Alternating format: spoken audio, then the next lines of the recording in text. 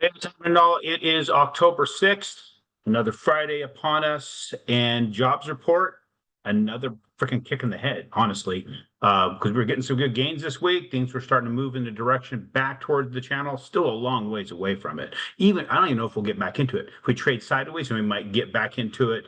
I'll just show that in the chart. But ultimately, we've got interesting things that came out with the Bureau of Labor Statistics reporting that there was 336,000 jobs created in September, which is way stronger than the 170,000 they were expecting to go in there. When you start digging back into it, we're finding some commentary on that indicates that the revisions were all due to, well, there was a revision in the prior 2 months showing 119,000 more jobs in these revisions, and those revisions were all due to an increase in government jobs, because the private sector had downward revisions by 12,000. So the private sector is saying, hey, we have less jobs available. The government sector goes up by 119,000 jobs. That's kind of interesting that the government is still hiring, still expanding, but yet the private sector is shrinking.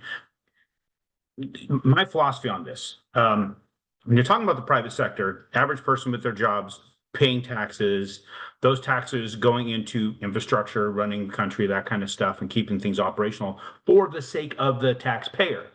But what we have here is all this stuff being constructed, and it's not necessarily helping the taxpayer out really, really well. And those who are have government jobs, although they may pay taxes, it comes from private sector taxes to pay those jobs that will pay those taxes. So it's recycling the money. In reality, the private sector is funding, well, anybody who is, and not stepping on anybody who has a government job, but ultimately government jobs, people and government aid, and people in prison, and people that are being given, we know stuff, people come into the country are getting certain things too. Look at all that expense. It's all landing on the taxpayer, which is like maybe 40% of the U.S. citizens are actual taxpayers that don't have some sort of money coming in from the taxes that are being collected. Look at how devastating that is on the flow. If that was a business, that would be just a miserable business. You'd shut the son bitch down. You'll make more money doing nothing than you will keeping that business operating. That's what we've got in just my quick little back of the napkin thought here. It's kind of crazy what we're dealing with here. We've also got within that jobs report, there was an indication in here that says the labor force increased, mainly a lot of them were part-time workers, 151,000 part-time workers fall, full-time workers fell 22,000.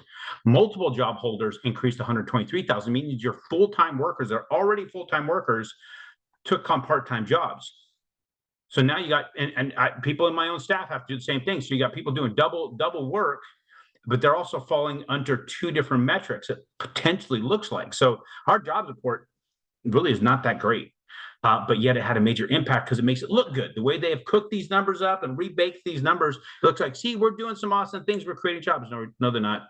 Jobs are not being created to help anybody that as good as they're trying to make it sound, right? So let's see what impact that had on the mortgage-backed securities, because we had several days of ugly, right, leading us down here. And then we had a couple of days of good, getting right back up there. Hopefully we had this particular line, this 98, it's pricing at 98 is what the price point is.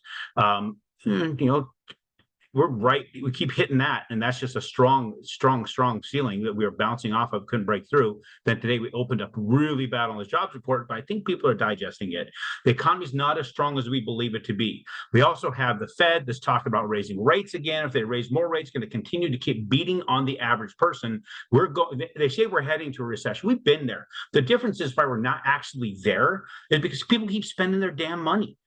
Calm down. Quit buying shit. We have been just doped up with spending that we need something new, need something different. You know how much crap shows up at my house, I'm sure yours too, from Amazon, that it gets opened, gets set down somewhere, doesn't even get used. It happens. It's happening a lot because of this dopamine hit. We need to click and order something and then see it arrive and open it up. It's like having Christmas every single day of the year. Remember what that was like as a kid? Couldn't wait for that one time of the year. You had to be patient all year long.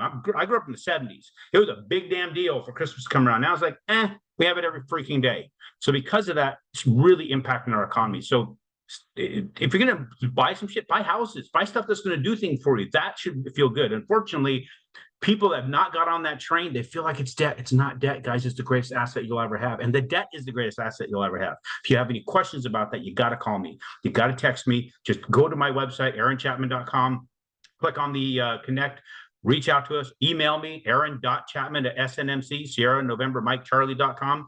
Let's get a conversation. I'll explain to you why the loan itself is the greatest asset in the deal. If you guys have not registered for Memphis, it's coming up freaking soon. You might want to jump in that. We're going to go over some great stuff over there. It's going to be a real good time too. A lot of cool people are coming. You got to come check it out.